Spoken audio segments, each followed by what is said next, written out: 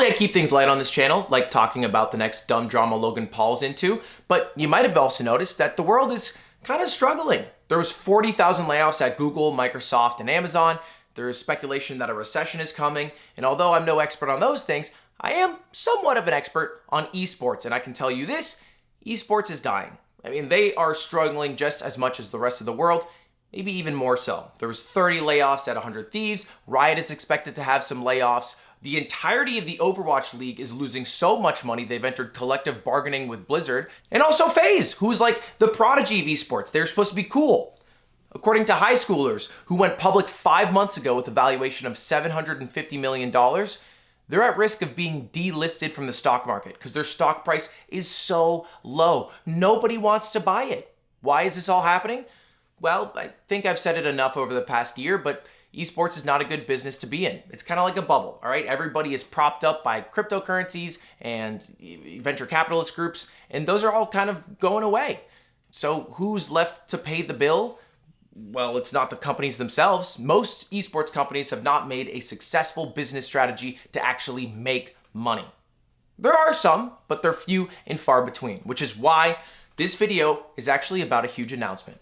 If you don't know, pretty much every single esports organization is vastly overvalued because they're all subsidized by venture capitalist groups that are probably going to get fed up in 3 to 5 years when none of them are profitable, or crypto exchanges.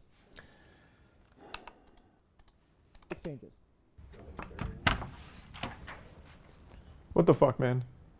Dude, where'd you get that? Oh, this thing, I forgot I was holding it. Yeah, this is the Rocket League Spring Major Championship trophy where we took first place in front of a sold-out copper box arena in front of God and every sports fan on this planet.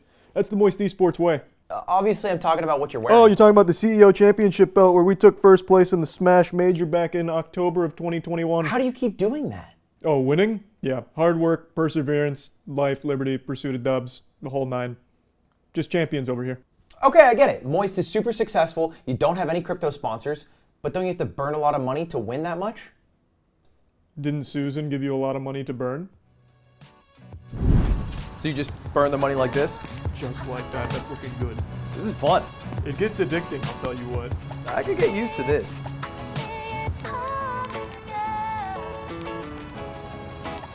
For Susan. Woo! Woo! Something right about me and Moist, huh? I'm at home. Yeah, that's right. This whole video about how esports is dying is actually about how I'm joining as the co-owner of Moist Esports. To which you might say, aren't you being dumb? Aren't you being a hypocrite? Isn't this how you're going to burn all of your money? To which I say, maybe. But there's two real reasons why I did this. One, I like esports. I know I talk shit on it all the time, but my ideal Sunday is sitting down, having football on one monitor, esports on the other monitor, and chess on my main monitor while I tank elo and watch my favorite teams win, or usually lose. Bill Belichick, what the fuck's going on, man? Bill O'Brien? Again? Really? But two, I also believe in Charlie. Moist Critical. I mean, seriously, he's a guy who I just look up to. I like working with, and an opportunity to work with him, even if it requires burning a lot of money, I think is an opportunity worth taking. But outside of passion and wanting to work with Charlie, I also think there's some possibility that it could make money, because I think we have an advantage that most teams don't. The same advantage that somebody like Disguised Toast would have, which is the exact tweet I sent out to him a week ago about the same topic. We're all content creators. And in this space, where every single venture capitalist group freaks out, gushes, and comes their little pants at the sentence creator economy, we have a lot of leverage, a lot more than an esports team like, you know, well, I guess I shouldn't name any because they're my competitors now, but like another esports team who's not creator backed. And I think there's three main ways you can make money while being creator backed. The first one, package sponsors with yourself and the esports company. You know, if I do a good job with like NordVPN or like, I don't know, Red Bull, Yerba Mate, they'd want to sponsor me, but maybe I can also package in sponsoring my esports team. It's only more value, it's only more eyes on it, and they trust the work that I've done. And look, I've looked at the numbers, esports tournaments, the amount of money that they make for a sponsorship pales in comparison to the amount of money your favorite streamer will make for the same exact deal and probably less viewership. So packaging sponsors, that's option one. Option 2, and this one I think is even a little bit better, it scales a little more, is making a product.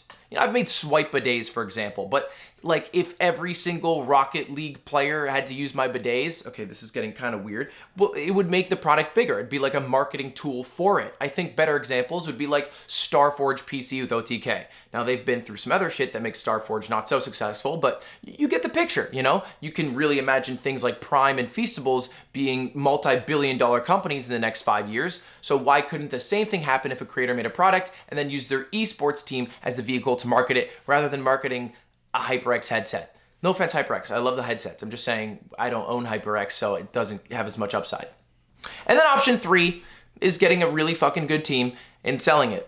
Or like selling a roster spot like people do in League of Legends all the time. It's what Misfits did. I think they sold their LEC spot for like $20-30 million or something like that. And then they've pivoted to content creation. But you can buy a roster, you can sell the roster to another team, and it's basically like having a speculative asset. It's kind of like what happens in sports. I think that's more of an exit strategy than a long-term viable strategy of making money. But I think a combination of all three of these things is a path, a viable path to actually making money in esports. And the cost of being in esports isn't actually that bad. I know people talk about it, it's like a money sink, you're burning money, whatever, but that's usually only for like the tier 1 esports. If you sign a Smash player, they don't cost that much. It's basically just like a full-time salary so they can eat and then sleep under a good roof and then play the video game they like playing. It's not like League of Legends or Valorant where you have to sign a player to $1 million contract just so they stick around in NA as opposed to going to a region that actually wins. And that's it. That's the announcement. That's why I did it. Hopefully it works out and we end up making money. But even if we burn money for the next 5-10 years and we have a blast doing it and Moist Esports is winning, I think it was still a W all around. So anyway, we are now the channel of Moist. Go Moist. Then one more thing, as a part of me joining as a co-owner of Moist, I technically get to brand certain verticals, certain esports that I like that maybe Charlie's not as big of a fan of, the way I want to brand them. You know, like if I were to get a Valorant team, or maybe if I were to make a robust Melee roster in addition to Moki, I could name it something I want to. And I've been thinking of what that name could be. And I'm thinking of a few here, but let me know in the comments. One, perhaps moguls. You know, just moguls, like Moist Moguls.